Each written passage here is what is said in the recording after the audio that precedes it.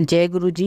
Video को like कीजिए, channel को सब्सक्राइब कीजिए और बेल आइकन को प्रेस कर दीजिए ताकि आपको लेटेस्ट वीडियो के अपडेट्स मिलते रहें।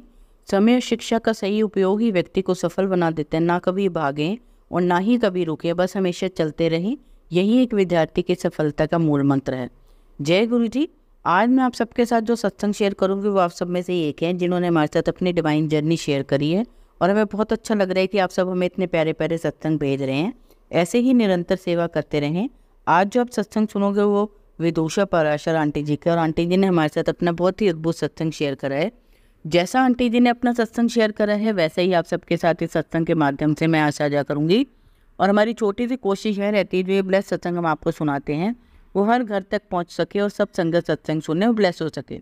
इसलिए सब संगत सत्संग के अंत तक बने रहना और सत्संग को बहुत ध्यान से सुनना और सत्संग को बीच में न छोड़े, क्योंकि सत्संग सुनने वाले का भी कल्याण होता है, सत्संग करने वाले का भी।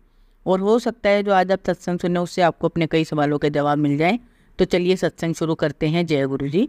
जय गुरु जी। गुरु जी के आशीर्वाद से मैं अपने पापा का सत्संग साझा कर रही हूँ। वह जीभ के कैंसर से बचे हैं 3 साल पहले। उन्होंने अपनी जीभ का ऑपरेशन करवाया था। ऑपरेशन और रेडिएशन थेरेपी के बाद वह ठीक से खाना नहीं खा पाते थे। केवल तरल पदार्थ या बहुत नरम नरम भोजन उनका प्रभावपूर्ण और स्पष्ट नहीं था। उनका भाषण भी प्रभावपूर्ण और स्पष्ट नहीं था। गुरुजी से उनका परिचय पिछले वर्ष हुआ था, लेकिन वे केवल 2 बार ही बड़े मंदिर जा सके।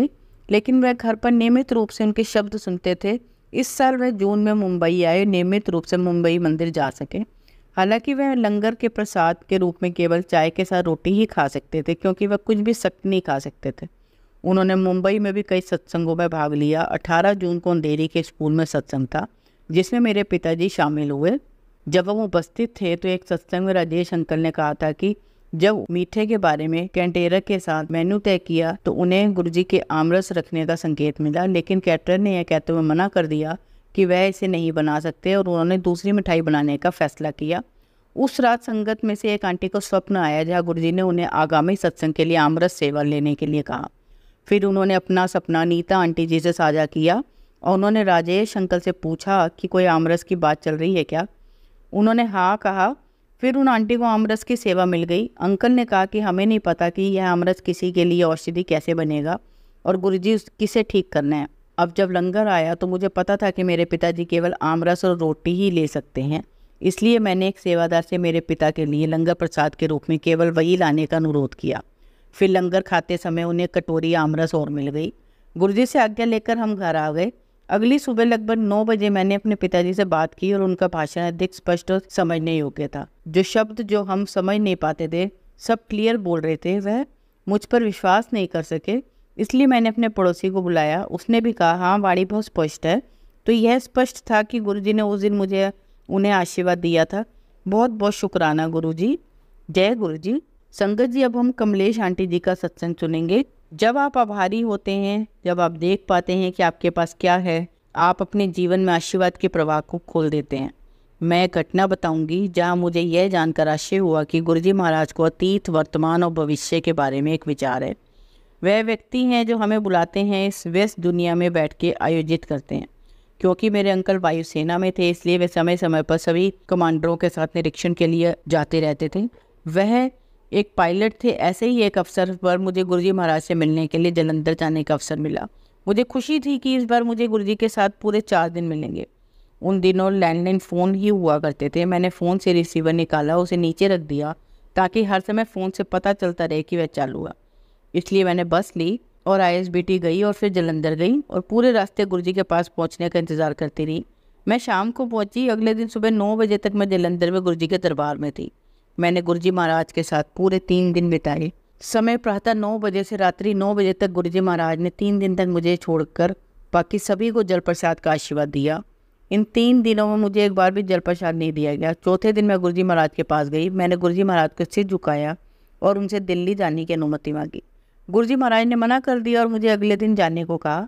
मैंने गुरुजी महाराज से कहा कि मेरे अंकल आने वाले हैं और अगर मैं वहाँ नहीं गई तो मुझे डांट पड़ेगी। गुरुजी महाराज हंसे और बोले कि उनके विमान में बेंगलोर में कुछ समस्या आ गई है और वह कल आएंगे, तो तुम भी कल जाओ। हमने गुरुजी को कभी मना करने का साहस नहीं किया। मैं उस दिन वहीं रुक गई और गुरुजी महाराज ने मुझे बुलाया और कहा तो तुमने क्या सोचा कि तुम्हें एक बार भी प्रसाद नहीं मिला। मुझे यह देख कर आश्चर्य हुआ कि गुरुजी को ठीक ठीक पता था कि मैं क्या सोच रही थी। उस दिन गुरुजी महाराज ने मुझे 3 बड़े गिलास जल प्रसाद पिलाया और मेरी आत्मा की शुद्धि की। यात्रा का मेरा उद्देश्य पूरा हो गया और मैं बहुत आभारी हूँ गुरुजी की। चौथे दिन मैंने इजाज़त ली और दिल्ली पहुँच गई। मुझे आश्चर्य हुआ कि मेरे अंकल अभी तक नहीं पहुँचे थे। उन्होंने आने के बाद मुझसे कारण पूछा कि मैंने फ़ोन क्यों नहीं उठाया। मैं आपको सूचित करना चाहता था कि मैं अगले दिन आऊँगा, क्योंकि मेरे हवाई जहाज़ में बेंगलोर में कुछ यात्रिक समस्याएं आई। मैं मन ही मन मुस्कुरा रही थी। मैंने उनसे कहा कि मेरा फ़ोन ख़राब हो गया था और कोई रिंगटोन नहीं आ रही है। इस घटना ने मुझे फिर से आश्वस्त किया कि गुरुजी को पता है कि दुनिया में क्या हो रहा है। जब मैंने अपना आशीर्वाद गिनना शुरू किया तो मेरा पूरा जीवन बदल गया। जय गुरुजी। अब आप सबको आज एक कहानी सुनाती हूँ। आप सब इस कहानी को बहुत ध्यान से और एक शांत वातावरण में ही सुनना। चलिए कहानी शुरू करते हैं। हमारी कहानी का शीर्षक है पत्थर से मूर्ति बनने तक का सफ़र। ज़िंदगी में सफलता पाने के लिए हर किसी को मेहनत और तपस्या करना बहुत ज़रूरी है। बिना तपस्या के कोई भी व्यक्ति सफल नहीं हो सकता, और जो व्यक्ति तपस्या करता है वही गौतम बुद्ध की तरह महान होता है। जो व्यक्ति मेहनत करता है वही सफल होता है। क्रिकेट में जिसने मेहनत की उसे क्रिकेट का भगवान बना दिया गया, जिसे हम सचिन तेंदुलकर के नाम से जानते हैं। सफल व्यक्ति वही होता है जो एक तपती आग सी मेहनत से गुजरता है। आज हम नीरज चोपड़ा को तो जानते हैं जिन्होंने भाला फेंक में भारत को गोल्ड मेडल दिलाए हैं, लेकिन हम किसी ऐसे व्यक्ति को नहीं जानते जो शायद गली में मेहनत कर रहा हो, क्योंकि नीरज चोपड़ा उस मेहनत की भट्टी में मेहनत करके निकल चुके हैं जिससे सारी दुनिया आज उन्हें जानती है। इसी तरह हर सफल व्यक्ति को एक निश्चित समय में उस मेहनत की भट्टी में से गुजरना पड़ता है, और जो व्यक्ति उस मेहनत की भट्टी से निकल पाता है वही अपने नाम को और अपने देश के नाम को पूरे विश्व में पहुँचा पाता है।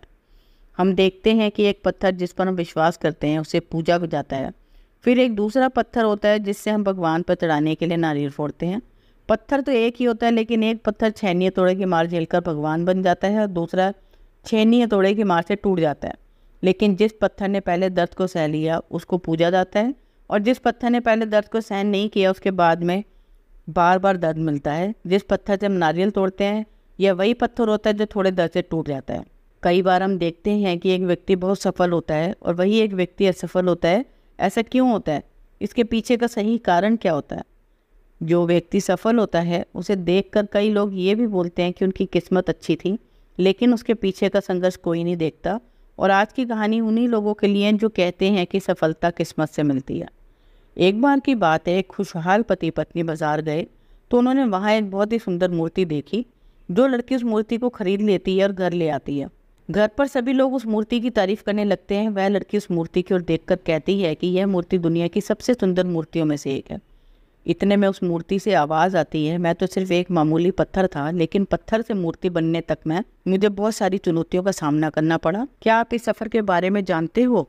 लड़की डर जाती है और बोलती है नहीं। तब पत्थर अपनी कहानी सुनाता है। एक मूर्तिकार था जो बहुत ही सुंदर मूर्ति बनाता था। वह मूर्ति बनाने के लिए कुछ पत्थरों को चुनता है और उन्हें घर ले आता है। जब मूर्तिकार पत्थर को मूर्ति बनाने के लिए उस पर छेनी और तोड़ों से वार करता है तो पत्थर के अंदर से दर्द भरी आवाज़ आती है, वाह मुझे बहुत चोट लगी है। तो मूर्तिकार उस पत्थर से कहते हैं अभी थोड़ा दर्द सहन कर लोगे तो आगे चलकर लोग तुम्हारी पूजा करेंगे। फिर मूर्तिकार जब पत्थर पर फिर से छेनी तोड़े से काम करता है तो वह पत्थर टूटकर बिखर जाता है। फिर वह मूर्तिकार दूसरा पत्थर उठाता है और जब उस पर छेनी तोड़ों से वार करता है तो दूसरे पत्थर के अंदर से भी दर्द भरी आवाज़ आती है, मुझे बहुत चोट लगी है। तो मूर्तिकार उस पत्थर से कहता है अभी थोड़ा दर्द सहन कर लोगे तो आगे चलकर लोग तुम्हारी पूजा करेंगे। तो वह पत्थर कहता है ठीक है, तुम अपना काम करो, मेरे दर्द की परवाह मत करो। फिर वह मूर्तिकार उस पत्थर पर अपना काम करता है और पत्थर को अच्छा आकार देने के लिए उस पर छेनी तोड़ों से प्रहार करता है, और पत्थर रोता रहता है लेकिन टूटता नहीं है। फिर मूर्तिकार उस पत्थर को आग की भट्टी में डाल देता है और कुछ समय के लिए उस पत्थर को आग की तपन में जलने के लिए छोड़ देता है। उसके बाद मूर्तिकार उस पत्थर को और अच्छा आकार देता है, उस पर कलर करता है और यह सब दर्द पत्थर बर्दाश्त करता है। तब जाकर एक पत्थर मूर्ति बनता है और फिर कुछ लोग उस मूर्ति को खरीदने के लिए उस मूर्तिकार के पास आते हैं और मूर्ति को खरीद लेते हैं। इतना कुछ सहना पड़ता है, तब जाकर एक पत्थर मूर्ति बनता है और तब जाकर लोग उस पत्थर को पूजते हैं। इसी तरह जब एक पत्थर को भी अपने आप की पूजा कराने के लिए छेनी तोड़ो आग की भट्टी में जलना पड़ता है, तो फिर एक इंसान को भी खुद को सफल बनाने के लिए मेहनत की भट्टी में झोंकना पड़ेगा। अब नैतिक शिक्षा जो हमें इस कहानी से मिलती है वो ये है, जिस तरह एक पत्थर को मूर्ति बनने के लिए तपना पड़ता है, उसी तरह हर इंसान को सफलता पाने के लिए मेहनत की भट्टी में तपना पड़ता है, तब जाकर ही सफलता मिलती है। ऐसे लोग हमें बहुत मिलेंगे जो बोलेंगे कि हमने भी किया है, और हो सकता है उन्होंने किया भी हो, लेकिन मेहनत की भट्टी में आते ही वह टूट गए और असफल हो गए। इसलिए हमें किसी की बात पर ध्यान नहीं देना चाहिए, हमें सिर्फ डट कर मेहनत करनी चाहिए। धन्यवाद संगत जी। संगत जी, अगर आपको आज का सत्संग अच्छा लगा हो तो आप इस सत्संग को और संगत के साथ जरूर साझा करें, जिससे वो भी महाराज का दिव्य आशीर्वाद प्राप्त कर सकें। जय गुरु जी, शुक्राना गुरु जी।